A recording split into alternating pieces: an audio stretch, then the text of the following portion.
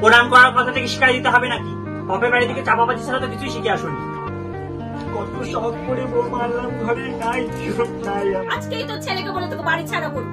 চা খাবি না? চা।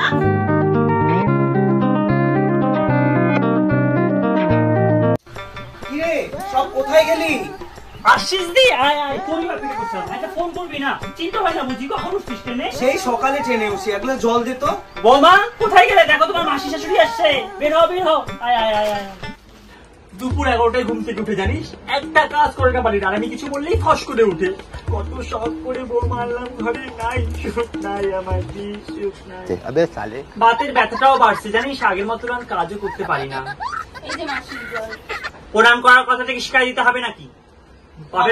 বাপের বাড়ি থেকে চাপাবাজি ছাড়া তো কিছুই শিখে আসুনি।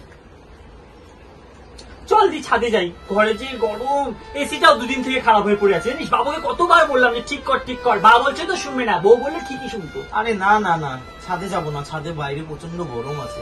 বৌমা তোমার মাসি আর আমার জন্য 2 কাপ লাল চা করে নিয়ে আসো তো। তোর কি আর কোনো ভালো শাড়িটারি নাই রে দিয়ে? এরকম একটা ভাতার মরা শাড়ি পরে আসছি। কেন? এটা তো কত ভালো শাড়ি। ট্রেনে জানিস না তুই কত নোংরা আবর্জনা? দেখছিস কখন বলছি চা বানানোর কথা, এখনো হয় না। আজকালকার মেয়ে তো একটু মানিয়ে নিয়ে। মাসির চায়ে চিনি খায় কিনা শোনাই তো হলো না। চাই শুনে আসি।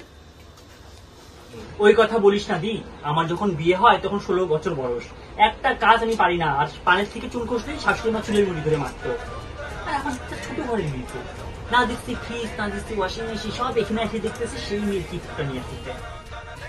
এখনকার মেয়েদের যা মুখ, আমাদের বাড়িটা দেখিস না তুই? ধান দিলে মই ফুটবে। আমাদের তো ছোট ঘরের মেয়ে, বিয়ের সময় ওর বাপ 50,000 টাকা দিয়ে হাত উপরে উঠে দিচ্ছে।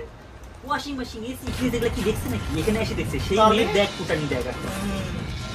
তবে রে বুড়ি, 2 বোন মিলে আমার নামে পিএমপিসি করছিস। আজকেই তো ছেলেকে বলে তোকে বাড়ি ছাড়া করবো। চা খাবি না? চা। তোর চায়ে না 20 মিলা খাওয়া উচিত তোদের মতো শাশুড়ি। মর গয়া মাদার চোদ।